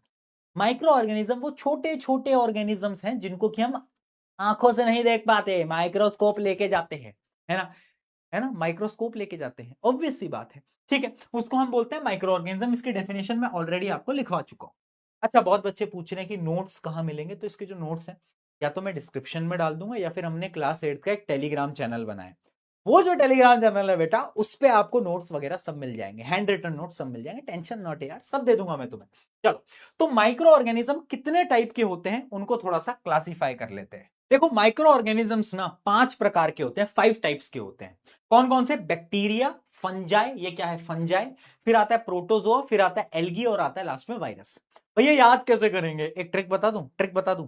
इमेजिन करो मैंने तुमसे पूछा कि तुम्हारा बेस्ट फूड क्या है, और तुमने बोला पाव भाजी, ठीक है। तो तुम क्या बोल, मैंने तुमसे क्या पूछा? बेस्ट फूड यानी बीएफ, और तुमने जवाब दिया पाव भाजी। पाव भाजी यानी BFPAV, बेस्ट फूड क्या है? पाव भाजी। तुम बोलोगे भैया भाजी कहां गई, भाजी तो खा गया ना मैं पाव के साथ। तो BFPAV यानी पहला बैक्टीरिया, दूसरा फंजाई, तीसरा प्रोटोजोआ, अगला क्या है? एल्गी, और लास्ट में है वायरस। ये 5 प्रकार के माइक्रो ऑर्गेनिजम्स आपको अपने सिलेबस में पढ़ने। एक एक करके स्टार्ट करते हैं। पहले बैक्टीरिया। बैक्टीरिया जो होता है वो बड़ा छोटा है, तो वो यूनिसेलुलर है, बेचारा सिंगल सेल से बना है, ठीक है, सिंगल सेल से बना है। मेनली कहां पाया जाता है? मेनली पाया जाता है वाटर या फिर सॉइल के अंदर पाया जाता है। इसका एग्जाम्पल क्या है? राइजोबियम। इसके बारे में हम अभी डिटेल में भी पढ़ेंगे, क्योंकि ये इंपॉर्टेंट बैक्टीरिया है, ठीक है। मैं आपको बता चुका हूं, बैक्टीरिया के पास न्यूक्लियस नहीं होता, उसके पास क्या होता है? उसके पास न्यूक्लियोइड होता है। क्या होता है? न्यूक्लियोइड, ठीक है। अब आते हैं BF, एफ यानी फंजाई। फंजाई जो होते हैं मेनली वो मल्टी सेलुलर होते हैं, यानी एक से ज्यादा सेल से बने होते हैं। कहां मिलते हैं? ह्यूमिड या मोइस्ट एरिया में, ठीक है। अब इसका एग्जाम्पल है ब्रेड मोल्ड, यानी ब्रेड को अगर तुम बाहर रख दोगे ना, तो उसपे वो कुछ लग जाता है ना, ग्रीन ग्रीन टाइप का, तुमने देखा होगा, वो क्या है? वो फंजाई होता है, ठीक है। अब याद रखना कि ये जो फंजाई होता है, इसके पास सेल वॉल होती है, जैसे प्लांट के पास सेल वॉल होती है, इसके पास भी होती है, बट ये फोटोसिंथेसिस नहीं कर सकता, but no chloroplast, so they can not make their own food. Very important, याद रखेंगे, फंजाई के पास खुद की सेल वॉल है भैया, प्रोटेक्शन कर सकते हैं। आगे बात करते हैं प्रोटोजोआ। प्रोटोजोआ नाम से ही लग रहा है कुछ हल्का है, तो प्रोटोजोआ यूनिसेलुलर है, सिंगल सेल्ड है ना। कहां मिलता है? पॉन्ड्स या फिर रिवर्स में। और इसका एग्जांपल है अमीबा, मैंने शुरू में बोला था अमीबा। और एक और एग्जांपल है पैरामीशियम। पैरामीशियम लिखवा दूंगा। Amoeba, paramecium are the category in protozoa. ठीक है, अगली बात करते हैं एल्गी। एल्गी तुमने देखा हो जो पुराने पॉन्ड या लेक होती हैं, लेक में वो काई, काई देखा है पानी में, बोलते हैं काई लग गई, काई लग गई, वो हरे हरे कलर की पानी में होती है, वो क्या होती है? वो होती है एल्गी। तो एल्गी कैन बी यूनिसेलुलर या फिर मल्टी सेलुलर। इसका एग्जांपल होता है स्पाइरोगायरा। जो आप नेचुरली वो काई देखते हो ना, वो उस ऑर्गेनिज्म को हम बोलते हैं स्पाइरोगायरा, और वो क्या है? एल्गी है एक टाइप की। ठीक है, बहुत बढ़िया। अब बात करते हैं वायरस। भैया वायरस, कोरोना वायरस आपने सुना होगा। पता है सबसे शॉकिंग बात, वायरस ना सिंगल सेल्ड होता है या मल्टी सेल्ड होता है, कुछ नहीं होता। वायरस में सेल ही नहीं होता। Virus are acellular. भैया फिर वायरस जिंदा कैसे है? वायरस मरा हुआ है, हैं? फिर भैया वायरस हमें कैसे इन्फेक्ट करता है? वायरस तब तक मरा होता है जब तक वो उसे कोई और बॉडी नहीं मिलती। यानी अगर मान लो मेरी बॉडी में वायरस गया, तो अब उसे मेरी बॉडी मिल गई, अब वो वायरस रेप्लिकेट करेगा, है ना। लेकिन अगर वो नॉर्मली एयर वाटर में घूम रहा है तो उसको कुछ नहीं फर्क पड़ेगा। तो वायरस जब तक उसको कोई होस्ट की बॉडी नहीं मिलती, जैसे कि मैं, तब तक वायरस कोई काम का नहीं होता। ठीक है, inside a living host, host के अंदर रहता है, जैसे कि इसका एग्जांपल है कोरोना वायरस। अब ये मैंने आपको इसलिए बताया क्योंकि क्वेश्चन आ सकता है, what is micro organism, classify into bacteria, fungi, protozoa, algae with one example. तो आपको सबके एग्जांपल पता होने चाहिए। ठीक है, कैसे याद करोगे? बेस्ट फूड पाव भाजी, पीएवी, बहुत बढ़िया। ठीक, अब ना यहाँ पे दो एक्सपेरिमेंट्स हैं। जैसे कि पहला एक्टिविटी है 2.4। इस एक्टिविटी में मैं कुछ नहीं करता हूं, मैं क्या करता हूं, पॉन्ड से, जो आपके आसपास में पॉन्ड होगी, उसका थोड़ा सा पानी का सैंपल लेता हूं और उसको माइक्रोस्कोप में रख देता हूं। ठीक है, to observe tiny organism present in the pond और दी स्टेगनेंट वाटर। ठीक है, जैसे ही मैंने उसको रखा, तो पता है ऑब्जर्वेशन क्या आएंगे? ऑब्जर्वेशन देखना, tiny organism can be seen moving in the water. अगर आप उस वाटर को माइक्रो ऑर्गेनिज्म में देख लोगे ना, तो आप डर जाओगे। पता है क्यों? क्योंकि कुछ ऐसी इमेजेस आएंगी, डर जाओगे तुम। पानी को देखोगे, उसमें छोटे छोटे माइक्रो ऑर्गेनिजम्स होते हैं बेटा। इवन जो अपना ड्रिंकिंग वाटर भी होता है, उसमें भी कुछ कुछ माइक्रो ऑर्गेनिजम्स होते हैं। ठीक है, tiny organisms has been seen in the water. These organisms are too small, उसको हम नॉर्मल आंखों से नहीं देख सकते। Some may have different shape and size, अलग अलग शेप और साइज होती है, मैंने आपको डायग्राम दिखा दिया। इससे हमें यह पता चलता है कि जो पॉन्ड का वाटर होता है, उसमें बहुत सारे लिविंग ऑर्गेनिजम्स हैं। अब तुम बोलोगे भैया पॉन्ड में कौन कौन से लिविंग ऑर्गेनिज्म है, तो बता देता हूं, एग्जैक्टली बता देता हूं। ठीक है, पहला अमीबा। अमीबा जो होता है क्या है? Protozoa, single celled. याद रहेगा, थोड़ा सा याद करना पड़ेगा बेटा, और कोई तरीका नहीं है, थोड़ा मेहनत करो, एक दो बार में याद हो जाएगा। अमीबा एक प्रोटोजोआ है, सिंगल सेल्ड है। कहां मिलता है? पानी में मिल जाता है भैया, पानी में मिल जाता है। ठीक, बहुत बढ़िया। एक और प्रोटोजोआ है जिसका नाम है पैरामीशियम, जो कि मैं तुम्हें बता रहा था, ये भी प्रोटोजोआ है, ये भी पानी में मिल जाता है। अगर मैं बात करूं एल्गी, एल्गी भी पानी में मिल जाती है, मैंने आपको बताया भी था एल्गी, और इसका मैंने एग्जाम्पल भी तुम्हें बताया था, है ना। एल्गी कुछ इस प्रकार से दिखती, तो ये भी आपको पानी में मिल जाएगी। ठीक है दोस्तों, अब अगला एक्सपेरिमेंट मैंने क्या करा, पानी का तो मैंने टेस्टिंग कर ली। अब मैं अगले एक्सपेरिमेंट में क्या करूंगा, मिट्टी लूंगा, उस मिट्टी को थोड़ा पानी में डालूंगा और उसको माइक्रोस्कोप से टेस्ट करूंगा। ठीक है, तो अगला एक्सपेरिमेंट है to observe tiny organism present in the moist cell. Moist cell में कितने छोटे छोटे ऑर्गेनिज्म है, वो मुझे अब देखना है। ठीक है, फिर तुम्हारा फोकस हिल रहा है, मुझे सब पता है, मुझे सब पता है, फोकस जा रहा है। वीडियो को 2x पे देख रहे हो ना, 2x पे देख रहे हो ना, 1.5x पे कर लो। इतना तेज मत जाओ, कुछ समझ नहीं आएगा। 2x वूएक्स मत देखा करो वीडियो को, सब पता चल जाता है मुझे, है ना। हाँ, तुमने नोट करा है कि जब अगर तुम्हारे एग्जाम में मार्क्स नहीं आते तो तुम कितना डिसअपॉइंटेड हो जाते हो, कितना दुख में चले जाते हो। एग्जाम में मार्क्स ना आने पे दुख में तो ऐसे चले जाते हो तुम, जैसे कि तुमने सही में एग्जाम से पहले बहुत पढ़ाई करी है। मुझे भी पता है, तुम्हें पता है, 2 रात पहले तुम आके पढ़ाई कर रहे हो, मैं मानूंगा ना ऐसा। ठीक है, आ जाओ फोकस करो।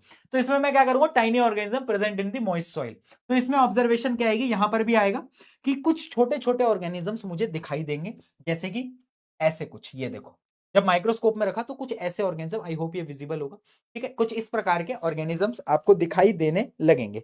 ठीक है भैया, बहुत बढ़िया, मजा आ गया। अब ये ऑर्गेनिज्म कौन से हैं, सॉइल में कौन से ऑर्गेनिज्म होते हैं? तो देखो बेटा, सॉइल में कौन कौन से ऑर्गेनिजम्स होते हैं मैं बता देता हूं। सबसे पहले फंगाई, है ना। फंजाई जो होती हैं, उनके दो एग्जाम्पल आप याद कर सकते हो, एक है ब्रेड मोल्ड और एक है नॉर्मल मोल्ड। ब्रेड मोल्ड वो होती है जो कि ब्रेड पे ऑटोमेटिकली आ जाती है, जिससे कि ब्रेड आपकी खराब हो जाती है। एक्सपेरिमेंट आप कर भी सकते हो, है ना। तो ब्रेड मोल्ड पता है कैसी दिखती है? ऐसी दिखती है, ये देखो ऐसी, ये देखो ऐसी। अगर माइक्रोस्कोप में ब्रेड मोल्ड को देखोगे ना तो वो कुछ ऐसे पेड़ जैसी दिखेगी, ऐसी पेड़ जैसी। तो कैसी दिखती है bread mould? Branched filament without chlorophyll. Chlorophyll नहीं होता, बिल्कुल भी क्लोरोफिल नहीं होता, ठीक है। अगर मैं बात करूं जो नॉर्मल फंजाई हैं, जो कि नॉर्मल फंजाई वो कुछ इस प्रकार से दिखती हैं। ये और गंदी दिखती है भाई, बताओ, है ना। ब्रांच फिलामेंट विदाउट क्लोरोफिल, इसमें भी क्लोरोफिल नहीं होता, ठीक है। उसके अलावा सॉइल में एल्गी मिलता है, एल्गी मिलता है सॉइल में, और बैक्टीरिया मिलता है ना। एल्गी के बारे में तो आपको पता ही है ना। एल्गी क्या है? एल्गी के अंदर ग्रीन पिगमेंट होता है, एल्गी के अंदर क्लोरोफिल मिल सकता है। अगर आपको याद हो, एक मिनट में आपको दिखा भी देता हूं वो टेबल। मैंने आपको एल्गी जब पढ़ाया तो एल्गी का एग्जाम्पल भी बताया, spirogyra. Spirogyra is a type of algae जो कि ग्रीन कलर की होती है। आप देख भी सकते हो, रिवर पॉन्ड्स के आसपास में आपको वो दिख जाएगी, ठीक है दोस्तों, बहुत सही। उसके अलावा बैक्टीरिया। अब बैक्टीरिया जो होते हैं ना, बहुत अलग अलग टाइप के बैक्टीरिया होते हैं इस दुनिया में, और बैक्टीरिया का कोई शेप या साइज नहीं होता। बड़ा भी हो सकता है, छोटा भी हो सकता है, नन्ना मुन्ना भी हो सकता है।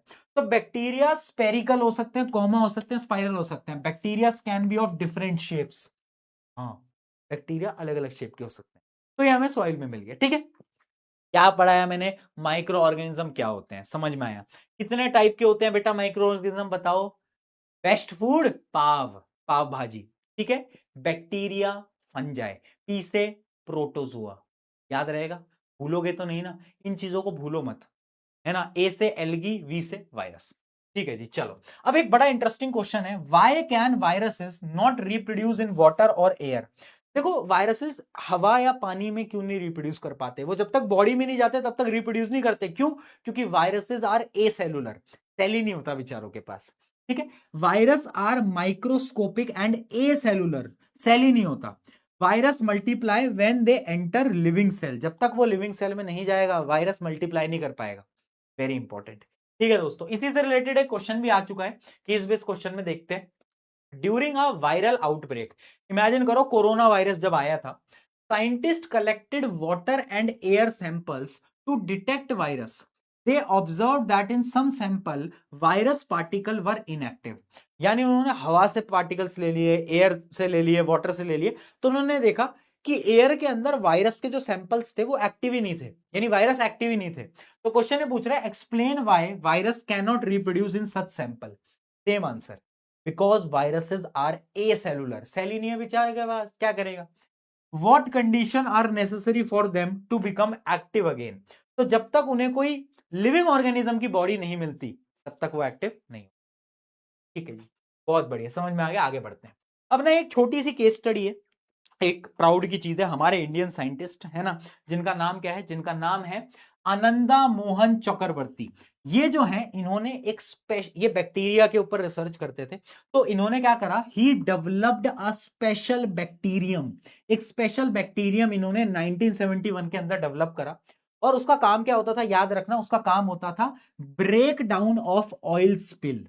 ऑयल स्पिल मतलब, मान लो ऑयल जो है वो समुद्र के पानी में गिर गया, तो समुद्र के पानी में दिक्कत है, तो ये बैक्टीरिया उस ऑयल को हटा देता था पानी से, यानी ये ब्रेक डाउन कर देता था, ऑयल स्पिल रिमूव कर देता था। समझ में आ गया, ठीक है। तो ये बड़ा स्पेशल बैक्टीरियम की इन्होंने डिस्कवरी करी थी, इन्होंने बेसिकली इन्वेंट करा था, बनाया था ये बैक्टीरिया खुद से, सोच रहे हो, ठीक है। This helped in cleaning in environment. His discovery received a patent in 1980. 1980 में इनको एक पेटेंट भी मिल गया था। इससे हमें यह पता चलता है कि माइक्रो ऑर्गेनिज्म सिर्फ खराब नहीं है, वो यूजफुल भी हो सकता है, वो मेरे लिए यूजफुल भी हो सकता है, ठीक है जी। कैसे यूजफुल हो सकता है आगे बात करते हैं, बट उससे पहले एक क्वेश्चन जो कि बहुत बार पेपर में आ सकता है, तुम्हारे भी आ सकता है। देखो, जब मैं बोलता हूं ना ये क्वेश्चन इंपॉर्टेंट है, तुम्हारे पेपर में आ सकता है, तो वो पेपर में आ जाता है। ये पीके भैया की जुबान है ना। Exams are near, why to fear when PK भैया इज हियर, ठीक है। देखो भाई, why do microorganisms do not grow in pickle और मुरब्बास? घर में अचार है, अचार में बैक्टीरिया तो नहीं लगा, अचार में वायरस तो नहीं लगा, अचार में फंगाई तो नहीं लगा, क्यों? अचार में ऐसा क्या है, सोच, अचार में ऐसा क्या है? अचार के पास कुछ तो खास है, और वो क्या है, अचार बनाने के लिए बहुत सारा सॉल्ट यूज होता है। और वो जो सॉल्ट है ना वो बैक्टीरिया वायरसेस को आने भी नहीं देता है। ठीक है, तो क्या है, pickles and murabbas contain high amount of salt, बहुत सारा सॉल्ट होता है भाई। Sugar and spices which act as preservative, वो कैसा एक्ट करते हैं, प्रिजर्वेटिव के लिए। These condition prevent microorganism, यानी ये जो कंडीशन होती है ना, इतना सारा नमक डाल दिया, इतना सारा अलग अलग चीजें डाल दी, ये माइक्रो ऑर्गेनिज्म से प्रिवेंट कर देते हैं उसको, और वहां पे कभी भी माइक्रो ऑर्गेनिज्म अटैक नहीं कर पाते। ठीक है, आगे समझ में, ये इंपॉर्टेंट क्वेश्चन था। अब आगे बात करते हैं कि क्या भैया ये माइक्रो ऑर्गेनिज्म हमारे लिए यूजफुल भी है। मैंने कहा बिल्कुल है, डेली लाइफ में। एग्जाम्पल दूं, सबसे इंपॉर्टेंट एक एक्टिविटी है। इस एक्टिविटी में हमें क्या करना है, हमें ना 2 बाउल लेने, है ना, दोनों में आटा लगाना है। आटा तो समझते हो गए, है ना, आटा हमने दोनों में लगा दिया, बट एक आटे में हमने यीस्ट ऐड कर दिया। क्या ऐड करा, यीस्ट। यीस्ट क्या होता है, यीस्ट का एक पाउडर आता है ना। यीस्ट क्या है, यीस्ट का एक पाउडर आता है, बेसिक यीस्ट का एक पाउडर आता है। Yeast is a type of fungi, आप बोल सकते हो वो एक फंगस होता है, फंगाई होता है। ठीक ठीक, तो इसका क्या आता है, इसका एक पाउडर आता है, और ये एक प्रकार का फंगाई है, यानी एक माइक्रो ऑर्गेनिज्म ही होता है। तो इसको हमने एक के अंदर डाला, दूसरे के अंदर नहीं डाला। थोड़ी देर बाद आप देखोगे कि ये जो पहले वाला आटा था ना, ये आटा तुम देख पा रहे हो, ये आटा फूल गया, और दूसरा वाला आटा नहीं फूला। इसके अंदर यीस्ट था तो इससे आटा फूल गया। अब सवाल है कि यीस्ट ने ऐसा क्या कर दिया, तो मैं बताता हूं यीस्ट ने ऐसा क्या करा। यीस्ट क्या करता है, यीस्ट क्या करता है, आटे के अंदर शुगर वगैरह भी हमने ऐड करी थी, तो यीस्ट क्या करता है, यीस्ट को जब शुगर मिलती है तो यीस्ट एक गैस को रिलीज करता है जो कि है कार्बन डाइऑक्साइड, और जिसकी वजह से ये आटा फूल जाता है, ये आटा फूल जाता है। अब तुम बोलोगे भैया इससे यूजफुल क्या हुआ, अरे यही यीस्ट डाला जाता है केक्स बनाने के लिए। आपने देखा होगा केक का जो बेस है वो फूलता है, कैसे फूलता है, उसके अंदर यीस्ट डालते हैं, यीस्ट डालते ही कार्बन डाइऑक्साइड निकलती है, कार्बन डाइऑक्साइड निकलते ही वो बेस फूल जाता है। ठीक है तो एक बार इसको रीड कर लेते हैं, आ जाओ, एक बार इसको रीड कर लेते हैं, इसकी observation. Dough in a bowl A rises and become soft, जबकि जो दूसरा वाला है वो नहीं राइज करता। It also develops a different smell, यानी जिसके अंदर यीस्ट डाला था उसके अंदर स्मेल भी अजीब सी आ गई। तो इसका कंक्लूजन क्या है, yeast help dough rise and become fluffy, है ना, फ्लफी बना देता है। अब तुम बोलोगे भैया पर वो स्मेल क्यों बदली, क्योंकि याद रखना ये जो यीस्ट है ना, ये 2 चीजों को रिलीज करता है, एक कार्बन डाइऑक्साइड और एक चीज और ये बनाता है जिसको हम बोलते हैं इथेनॉल। इथेनॉल, हल्की सी इथेनॉल बनाता है। इथेनॉल पता है क्या होती है, अल्कोहल, शराब। तो शराब का टेस्ट आता है हल्का हल्का सा, है ना, केक में आप देखोगे तो आपको अजीब सा एक एक स्मेल आती है अलग सी, वो स्मेल किसकी होती है, इथेनॉल की।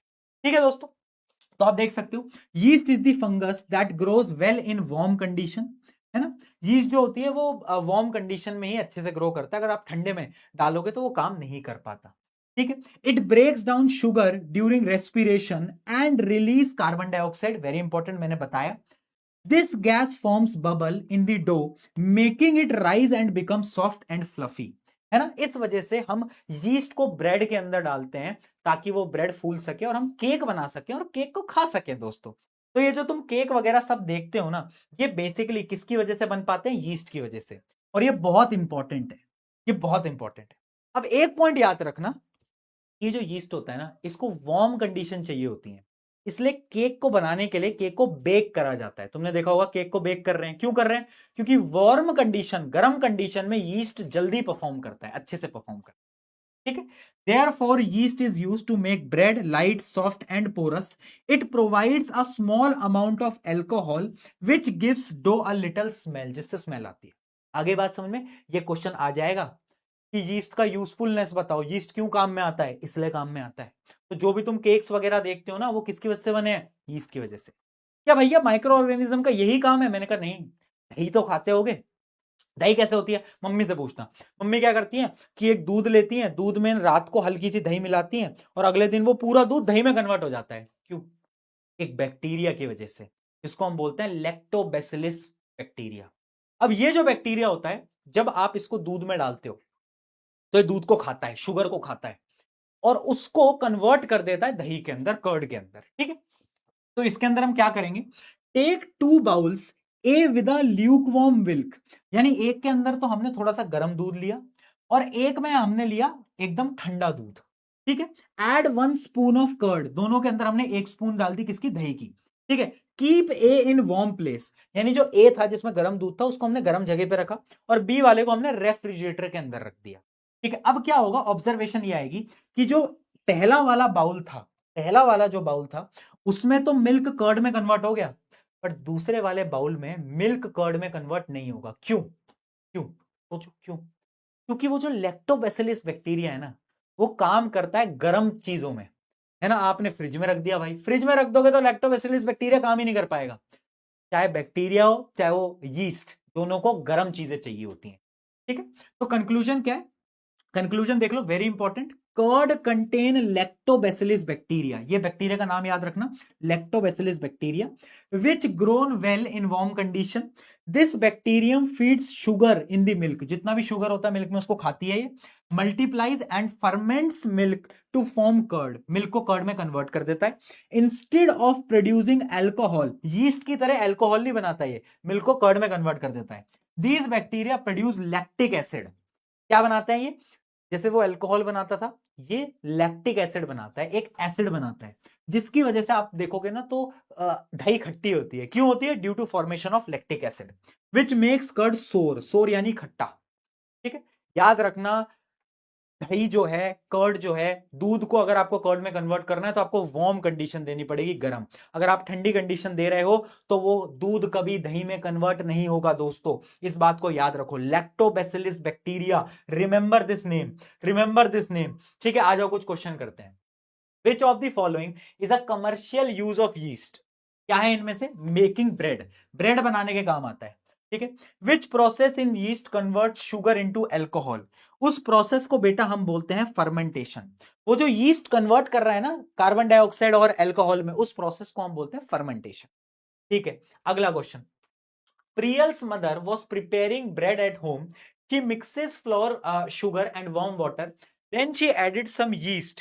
ठीक है, उसने यीस्ट को ऐड कर दिया, फिर क्या हुआ? Priyal notice that dough had become soft fluffy and pleasant smell, उसमें से स्मेल आने लग गई और जो डो था वो हल्का हो गया, सॉफ्ट हो गया।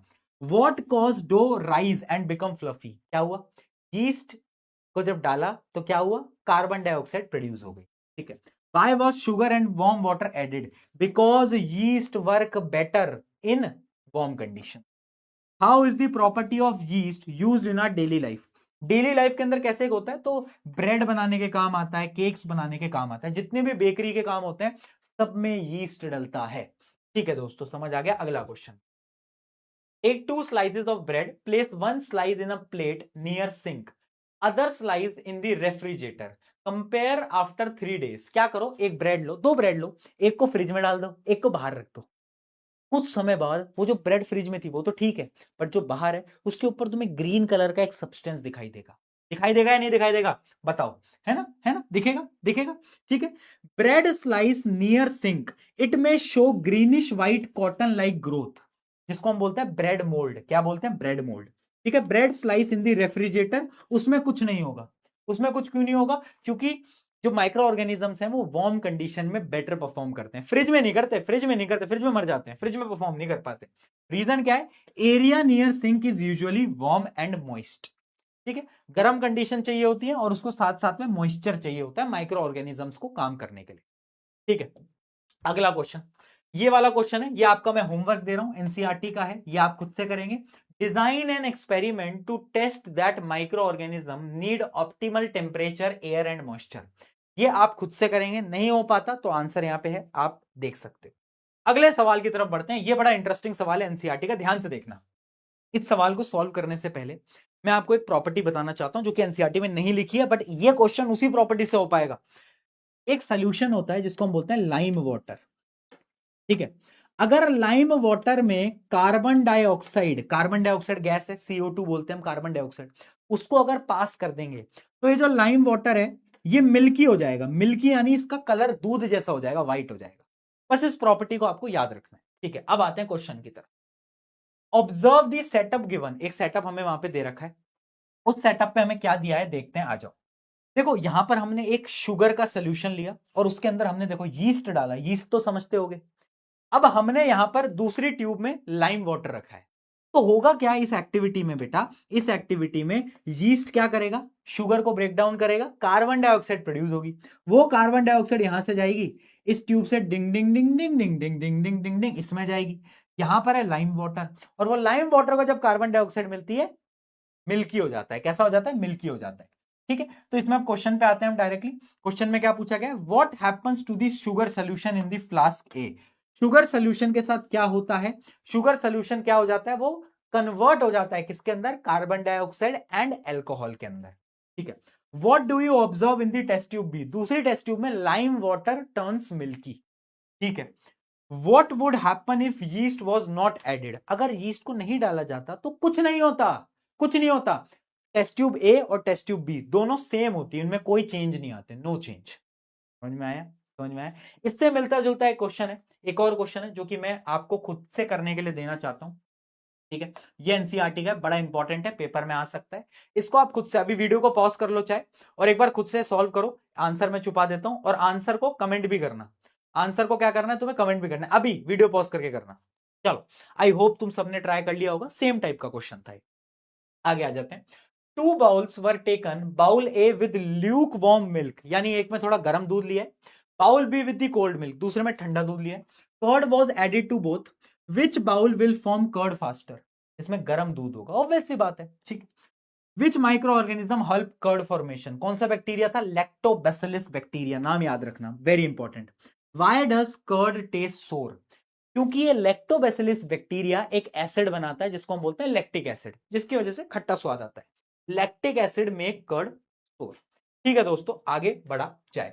अगला question, a student observes that when a curd is left out for a day it becomes sour, यानी अगर आप दही को बाहर छोड़ दोगे वो खट्टी हो जाती है automatically. What can be the possible explanation, ऐसा क्यों होता है। देखो, अगर आप दही को बाहर छोड़ दोगे ना, बैक्टीरिया तो है, बैक्टीरिया रिप्रोड्यूस करते जाएंगे, मल्टीप्लाई होते जाएंगे, बैक्टीरिया बहुत सारे हो गए, जितने ज्यादा बैक्टीरिया उतना ज्यादा लैक्टिक एसिड, जितना ज्यादा लैक्टिक एसिड उतना ज्यादा खट्टा टेस्ट आएगा। ठीक है, lactobacillus bacteria present in the curd keep multiplying, these bacteria convert milk sugar to lactic acid, जिसकी वजह से टेस्ट हमें खट्टा आ रहा होता है। बात समझ में आई क्या वीडू, आ रहा है ना सब समझ में। चलो, how does lactobacillus help in curd formation, भाई सेम आपको लिखना है। लैक्टोबैसिलस बैक्टीरिया क्या करता है, मिल्क की जो शुगर है उसको कन्वर्ट करता है लैक्टिक एसिड और कर्ड के अंदर, भाई आपको लिख के आना है। Why is curd formed better in warm milk, क्योंकि वार्म कंडीशन में बैक्टीरिया परफॉर्म्स बेटर, वो अच्छा काम करता है। चलो, और फास्टर भी।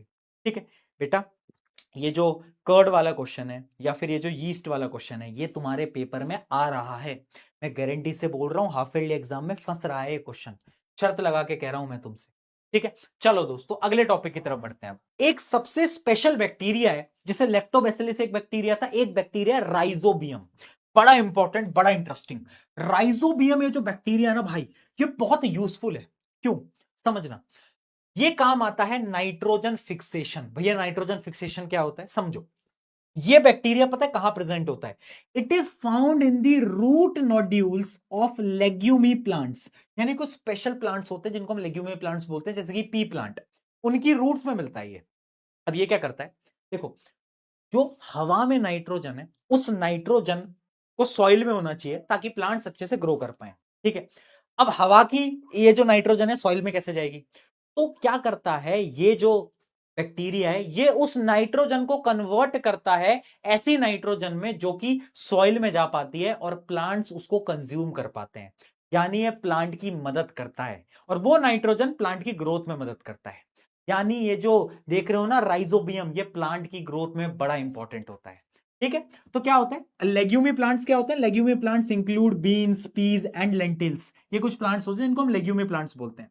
Rhizobium traps nitrogen from air and makes it usable for plant, plant के लिए यूजेबल कर देता है। This help plant grow better without using too much chemical fertilisers. Farmer grow legumes in crop rotation, farmers क्या करते हैं, लेग्यूमीज plant जानबूझ के ग्रो करते हैं क्योंकि उनकी रूट में ये बैक्टीरिया आएगा, और ये बैक्टीरिया जब आएगा तो प्लांट्स को नाइट्रोजन मिलेगी, और इसी पूरे प्रोसेस को हम बोलते हैं क्या, नाइट्रोजन फिक्सेशन, यानी ये जो बैक्टीरिया है it helps in nitrogen fixation. ठीक है, सिर्फ इतना ही नहीं, कुछ एल्गीज होती हैं जो कि बहुत छोटी होती हैं, उनको हम बोलते हैं माइक्रो एल्गीज। ठीक है, micro algae are microscopic plant like organism, ये बहुत छोटी होती है, इनको हम माइक्रो एल्गीज बोलते हैं। लेकिन ये एल्गीज बहुत इंपॉर्टेंट होती हैं, क्यों? क्योंकि ये ओशन में होती हैं, और ओशन में जितना भी ऑक्सीजन जो होता है ना, वो इन्हीं की वजह से होता है। इवन अर्थ का 40-50% ऑक्सीजन इन्हीं एल्गीज की वजह से होता है, क्योंकि ये एल्गीज क्या करती हैं? फोटोसिंथेसिस करती हैं, ऑक्सीजन रिलीज करती हैं, और इतना ऑक्सीजन रिलीज करती हैं कि पूरे अर्थ के पास ऑक्सीजन है इन्हीं की वजह से। ठीक है, तो ये बहुत इंपॉर्टेंट है micro algae. They make food using sunlight and release oxygen. They produce more than half of the earth oxygen supply. क्या बात है! दे आर न्यूट्रिएंट रिच, और ये बहुत न्यूट्रिएंट रिच भी होते हैं। और जो छोटे छोटे एनिमल्स होते हैं, एक्वाटिक एनिमल्स, वो इनको खाते भी हैं, क्योंकि इनमें न्यूट्रिशन भी होता है। ठीक है, इसका एग्जाम्पल, सबसे इंपॉर्टेंट एग्जाम्पल है इसका स्पाइरुलिना। क्या? स्पाइरुलिना। अब बोलोगे भैया स्पाइरुलिना में इतना क्या खास है? ये खास है कि ये तुम्हारे पेपर में बिल्कुल पूछा जा सकता है, स्पाइरुलिना। ठीक है, स्पाइरुलिना सबसे इंपॉर्टेंट है, क्यों? क्योंकि उसको हम सुपर फूड बोलते हैं। सवाल आएगा क्यों बोलते हैं? Because of the health benefit. इस स्पाइरुलिना के अंदर, ये है तो माइक्रो एल्गी ही, ठीक है, ऑक्सीजन तो देता ही है, पर उसके साथ साथ अगर हम इसे खाते हैं तो इसके अंदर विटामिन B12 होता है, जो कि बहुत इंपॉर्टेंट होता है हमारी बॉडी के लिए। इसमें प्रोटीन होता है, बहुत रिच होता है ये प्रोटीन में, and it contains only small amount of fat and sugar. ठीक है, तो अगर क्वेश्चन आ जाए कि स्पाइरुलिना को सुपर फूड क्यों बोलते हैं, आपको 3 रीजन लिखने हैं: विटामिन B12, प्रोटीन, और शुगर और फैट तो होता ही नहीं है। ठीक है, ये इस प्रकार से कुछ दिखता है, आप देख सकते हो। मुझे पता है बहुत गंदा दिखता है बेटा, बट यही गंदी दिखने वाली चीज हमारे अर्थ में ऑक्सीजन देता भैया, यही है वो। ठीक है, चलो, स्पाइरुलिना क्या है? Micro algae. यानी मैंने तुम्हें बताया कि देखो, कुछ बैक्टीरिया, जैसे मैंने आपको बताया कि नाइट्रोजन फिक्सेशन में मदद करता है, और कुछ माइक्रो एल्गी जैसे स्पाइरुलिना, ये अर्थ को ऑक्सीजन देता है, और फूड भी है, सुपर फूड भी है। ठीक है, इतना समझ में आ गया। यानी जो माइक्रो ऑर्गेनिजम्स हैं दैट आर ऑल्सो यूजफुल। अब आते हैं लास्ट टॉपिक की तरफ, जो कि है useful roles of micro organism. अभी तक हमने बहुत सारे यूजफुल रोल बताए मैंने आपको, बट मैं आपको फाइनली 5 ऐसे यूजफुल रोल बताने वाला हूं माइक्रो ऑर्गेनिज्म के, जो कि बहुत इंपॉर्टेंट है। सबसे पहला, और ये क्वेश्चन आएगा directly, how do micro organism convert plant and animal waste into manure and help the green environment? ये क्वेश्चन आता है, इसका आंसर मैं देता हूं, सुनो। सबसे पहला, मैन्योर फॉर्मेशन। मैन्योर फॉर्मेशन क्या होता है? मान लो कोई वेस्ट है आपके घर का, जैसे कि मान लो एक केले का छिलका है। केले के छिलके को अगर आप मिट्टी में गाड़ोगे ना, कुछ समय में वो मिट्टी में डीकंपोज हो जाएगा। किसकी वजह से डीकंपोज हुआ बताओ? माइक्रो ऑर्गेनिज्म की वजह से। और जब वो डीकंपोज हुआ तो वो मिट्टी में मिल गया, और मिट्टी में मिलके वो एक मेन्योर की तरह काम करता है। मेन्योर वो सब्सटेंस होता है जो कि प्लांट की ग्रोथ में, खाद, हिंदी में खाद बोलते हैं। ठीक है, तो यानी मेन्योर फॉर्मेशन। तो याद रखना, micro organisms convert fallen leaf and fruit peels into compost, enriching soil for healthy plant growth। सबसे पहला मेन्योर बनाने के काम आता है। दूसरा दूसरा है decomposers. Microorganisms are also called decomposers. क्यों? They break down dead plants and animal. जंगल में एक जानवर मर गया, कुछ समय बाद वो जानवर गायब हो जाएगा। कैसे गायब हो गया? तो छोटे छोटे माइक्रो ऑर्गेनिजम्स हैं, वो उसको खा जाते हैं और सारे न्यूट्रिएंट्स को सॉइल में डाल देते हैं। ठीक है, अगली बात करते हैं। अगला है सोर्स ऑफ बायोगैस। देखो, बायोगैस एक गैस होती है जो कि एज अ फ्यूल काम आती है ना? तो जब आप एक चीज को डिकम्पोज होने देते हो, तो डिकम्पोज होने के बाद ये बायोगैस रिलीज होती है। तो इंडिया के अंदर बहुत सारे बायोगैस प्लांट्स हैं जो कि इन गैसेस को स्टोर कर लेते हैं अपने पास, है ना? और ये एज अ फ्यूल काम आती है। ठीक है, micro organism decompose plant and animal waste, releasing many, mainly methane and carbon dioxide. और जो मिथेन है ना, वो मिथेन क्या है? मिथेन इज अ बायोगैस, जो कि एक फ्यूल की तरह काम आती है, यूज्ड एज अ फ्यूल। ठीक है, इसके अलावा नाइट्रोजन फिक्सेशन, ये मैं आपको बता चुका हूं। राइजोबियम एक बैक्टीरिया है जो कि नाइट्रोजन फिक्सेशन के काम आता है। कहां पे मिलता है? लेग्यूमी प्लांट्स में। ठीक है, एग्जांपल याद रखना, पी। ठीक है, अब आते हैं बायो फर्टिलाइजर्स। बायो फर्टिलाइजर्स क्या होते हैं कि आजकल ना फर्टिलाइजर्स बहुत डैमेज करते हैं प्लांट्स को, है ना? तो बायो फर्टिलाइजर्स के अंदर कुछ ऐसे माइक्रो ऑर्गेनिजम्स होते हैं जो कि सॉइल को डैमेज नहीं करते और प्लांट की ग्रोथ में मदद करते हैं। ठीक है, these are the microorganism based substances that improve soil fertility।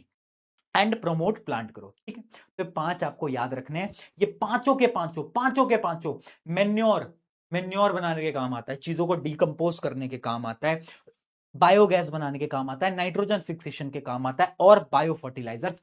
ये 5 याद कर लेना दोस्तों, नोट्स में है, नोट से आप लिख लेना। चलो फाइनली आते हैं कुछ क्वेश्चन की तरफ, फिर क्लास को एंड करते हैं। आइडेंटिफाई फॉलोइंग माइक्रो ऑर्गेनिज्म, नाम बताना माइक्रो ऑर्गेनिज्म के बेटा। I live in every kind of environment and inside your gut. हमारे पेट में पता है क्या होता है? बैक्टीरिया होता है, bacteria. I make bread and cake soft and fluffy, अभी बताया था। ये अगर किसी ने गलत बताया, यीस्ट, बहुत बढ़िया। I live in the root of the pulse crop. Roots में कौन होता है, कौन सा बैक्टीरिया होता है, बता दो, नाम बता दो। Rhizobium bacteria. ठीक है जी, बहुत बढ़िया। अगला क्वेश्चन एनसीईआरटी का है, देखना। Snehal dug 2 pits A and B in her garden. A pit A she put a fruit and vegetable. ठीक है, और जो दूसरे में था उसने सेम काइंड ऑफ वेस्ट डाला without mixing it with dried leave. यानी एक गड्ढा खोदा उसने, उसमें वेस्ट डाला और साथ साथ में कुछ पत्तियां भी डाल दी, और दूसरे में उसने वेस्ट डाला बट पत्तियां नहीं डाली, ड्राइड लीव्स नहीं डाली। She covered both the pits with soil and observed after 3 weeks. What is she trying to test? वो क्या टेस्ट करना चाह रही है? तो वो ये ट्राई करना चाह रही है कि लीव्स को ऐड करने से क्या डीकंपोजिशन फास्ट होता है या स्लो होता है। ठीक है, ठीक है, तो आप देख सकते हो कि क्या है, pit A has fruit and vegetable peel mixed with dry leaves, जबकि जो दूसरा वाला है उसके अंदर सिर्फ वेजिटेबल डाला है और ड्राइड लीव नहीं डाली। तो क्या टेस्ट करना चाह रही है? वो ये टेस्ट करना चाह रही है, she can compare which pit forms manure better, यानी डीकंपोजिशन किसमें फास्ट हो रहा है। हमसे यही पूछा था इसके अंदर कि वो क्या टेस्ट करना चाह रही है, वो ये टेस्ट करना चाह रही है। ठीक है, डन है, डन है। वो करना क्या चाह रही है? वो मेन्योर बनाना चाहती है ना यार, सॉइल के अंदर मेन्योर बनाना चाहती है। ठीक है, अगला question. Farmer decide to grow legume like peas and beans before planting wheat. What could be the most likely reason? ये जो प्लांट्स होते हैं ना लेग्यूमीज, इनको सिर्फ इसलिए ग्रो करा जाता है ताकि सॉइल को नाइट्रोजन मिले और बाकी प्लांट्स जल्दी ग्रो कर पाए, सिर्फ और सिर्फ। तो इसका सिंपल रीजन है कि इनके पास होता है राइजोबियम, जो कि क्या करता है, राइजोबियम ट्रैप्स नाइट्रोजन, नाइट्रोजन करता है। This increases nitrogen content and fertility of the soil. बस, और कुछ नहीं है बेटा। ठीक है ना, इतना क्लियर है, इतना क्लियर है। अगला क्वेश्चन हम अगले क्वेश्चन की तरफ आते हैं। लास्ट सवाल, explain the role of micro organism in nitrogen cycle. ये बहुत बार क्वेश्चन आ चुका है ना। माइक्रो ऑर्गेनिज्म जो कि नाइट्रोजन साइकिल में इंपॉर्टेंट है, नाम बता दो उसका, कौन सा है? हाँ, राइजोबियम, बहुत बढ़िया। How do they have nitrogen available for the plant? तो आपको एक्सप्लेन करना है। These bacteria trap nitrogen from air, air से ट्रैप करते हैं। They convert nitrogen into form that plant can use, plant use कर पाते हैं। This help plant grow better. बस, प्लांट जल्दी ग्रो करता है, अच्छे से ग्रो करता है, सॉइल की मदद कर देते हैं। बस, क्या ये समझ में आया? यहां पर भाइयों बहनों मित्रों हमारा चैप्टर हो जाता है समाप्त, आपको हो जाए ढेर सारी बधाइयां, है ना। अब जितने भी नोट्स है सब मिल जाएंगे। Thank you for being till now. एक चीज याद रखना, देखो ये लेक्चर थोड़ा सा लंबा आपको लग सकता है, बट इस लेक्चर के अंदर एक एक चीज, एक एक क्वेश्चन, सब कुछ कवर करा है। यूट्यूब का one of the best lecture, डंके की चोट पे मैं बोल सकता हूं, गारंटी से मैं बोल सकता हूं। इससे बढ़िया कंटेंट आपको नहीं मिल सकता यूट्यूब पे, ये भी मैं गारंटी से बोल सकता हूं। ठीक है, अब बस तुम मेहनत करो। आई नो तुम्हें कभी कभार डर लगता है भैया एग्जाम्स में मार्क्स अच्छे आएंगे या नहीं आएंगे। मैं तुम पे 110% भरोसा करता हूं। आई नो तुम कर लोगे, दुनिया का नहीं पता, बट मैं तुझ पे भरोसा करता हूं, तेरा बड़ा भाई तुझ पे भरोसा करता है, और तुम जीवन के अंदर, लाइफ के अंदर कुछ बहुत बड़ा अचीव करोगे, मुझे कॉन्फिडेंस है तुम पे। On this note, love you all, बहुत सारा प्यार, टेक केयर। मिलते हैं नेक्स्ट लेक्चर के अंदर। कौन सा लेक्चर चाहिए कमेंट्स में जरूर बताना। लेक्चर अच्छा लगा अपने दोस्तों के साथ शेयर कर दो। Take care, bye bye.